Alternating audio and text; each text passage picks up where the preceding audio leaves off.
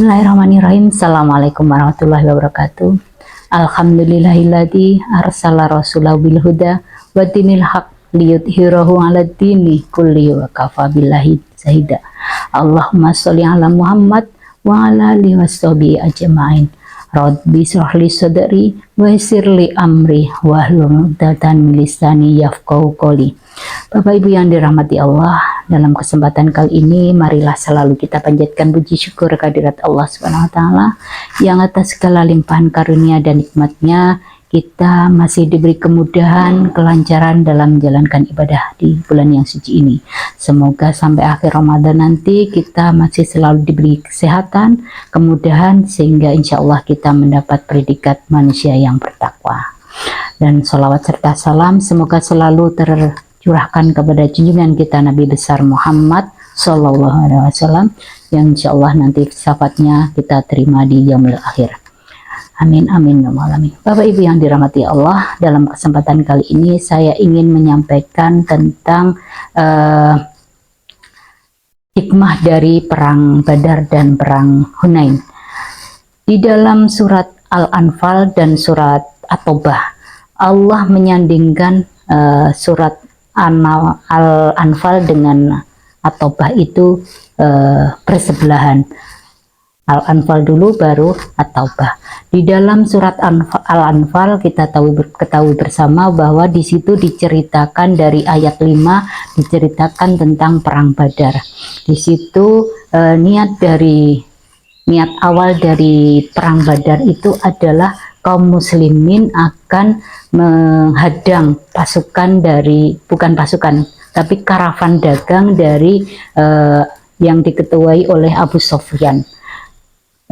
Abu Sufyan melakukan perjalanan dagang ke negeri Syam dengan menggunakan modal dari kaum muslimin yang hijrah di Madinah.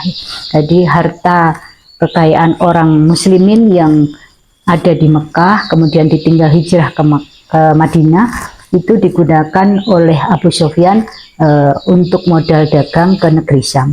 Di dalam perjalanan pulangnya kaum muslimin berniat untuk menghadang karavan dagang dari Abu Sufyan tersebut karena merasa kaum muslimin yang ada di Madinah mempunyai hak di dalam hasil dari perdagangan yang dilakukan oleh Abu Sufyan tersebut. Dalam penghadangan ini tentunya karena yang dihadang adalah karavan dagang, tentunya tidak dibutuhkan persiapan yang memadai. Di situ kaum muslimin hanya sejumlah 300 orang, tidak dipersenjatai dengan persenjataan yang lengkap seperti akan menghadapi pasukan perang, sehingga waktu itu tidak dibutuhkan persiapan yang matang. Niatan tersebut ternyata diketahui oleh Abu Sufyan, sehingga pihak dari Abu Sufyan mengirimkan suratnya kepada kaum kafir Quraisy yang ada di Mekah, sehingga kaum kafir Quraisy mengirimkan bala bantuannya untuk membantu karavan dagang dari Abu Sufyan ini untuk menghadapi kaum muslimin yang akan menghadang karavan dagang dari Abu Sufyan tersebut.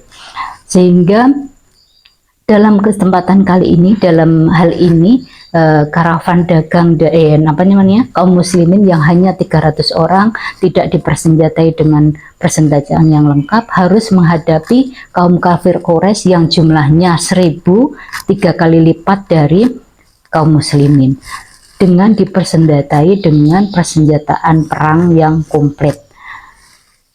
Tetapi dengan keyakinan yang luar biasa dikuatkan oleh Rasulullah bahwa kita menjalani ini semuanya atas izin Allah, atas perintah Allah. Insya Allah nanti Allah akan membantu, akan menolong, akan membersamai. Di dalam perang Hunain yang sebenarnya pasukan muslim mengalami kemenangan tetapi sempat mengalami kekalahan sebelumnya. Kenapa hal itu bisa terjadi? Padahal di saat perang Hunain itu justru kaum muslimin itu mempersiapkan segala sesuatunya dengan persiapan yang matang, dipersenjatai dengan persenjataan yang komplit, kemudian dari segi jumlah pun juga lebih banyak ketimbang di saat kaum muslimin itu menghadapi perang Badar. Ternyata di saat tersebut itu kaum muslimin sempat mengalami kekalahan. Nah, ternyata dari apa yang kita bisa ambil hikmah dari itu semuanya, di saat perang Badar, kaum muslimin mengikuti apa yang diperintahkan oleh Allah, apa yang dituntunkan oleh Allah atau Rasulullah. Sedangkan di saat perang Hunain, itu di saat sebelum perang Rasulullah sudah mewanti-wanti bahwa selalu ikuti apa yang aku perintahkan, jangan pernah melanggar. Tetapi di saat perang berlangsung, pasukan muslimin mengalami kemenangan, bisa memukul mundur pasukan kafir Quraisy. Di saat pasukan kafir Quraisy itu bisa terpukul mundur, kaum muslimin tanpa perintah, tanpa menunggu perintah Rasulullah, langsung mengambil harta rampasan yang ditinggalkan oleh pasukan kafir Quraisy. Di saat tersebut momen tersebut diambil kesempatan oleh kaum kafir Quraisy untuk berlari ke belakang, akhirnya menyerang kaum muslimin dari arah belakang. Di saat tersebut sempat menjadikan kaum muslimin kocar-kacir, banyak sekali kaum muslimin yang mengalami luka-luka dan bahkan ada yang gugur. Tetapi pada akhirnya memang kaum muslimin akhirnya mengalami kemenangan.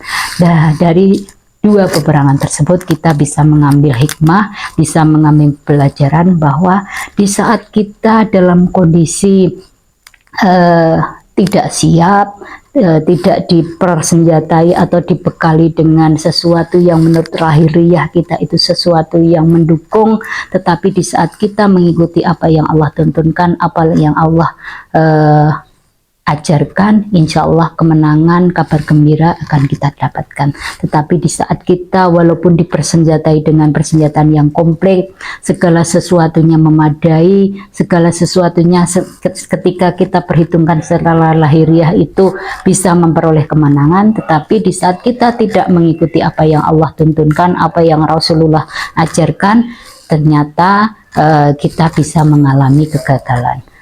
Jadi Bapak Ibu semuanya, monggo mungkin dari dua peperangan ini apa yang saya sampaikan tadi bisa menjadi pembelajaran untuk kita semuanya, bahwa dalam kita mengarungi kehidupan mungkin banyak sekali hal-hal yang mirip dengan peristiwa tersebut. Itu semuanya bisa kita ambil ibroh, bisa kita ambil pembelajaran bahwa untuk selalu kita mengikuti apa yang Allah tuntunkan, apa yang Rasulullah ajarkan, sehingga insya Allah nanti kita tidak akan salah melangkah, tidak akan salah mengambil keputusan, dan kemenangan, hasil yang sukses akan kita dapatkan. Mungkin itu saja Bapak Ibu semuanya yang sedikit, semoga membawa manfaat. Akhirul kalam, assalamualaikum warahmatullahi wabarakatuh.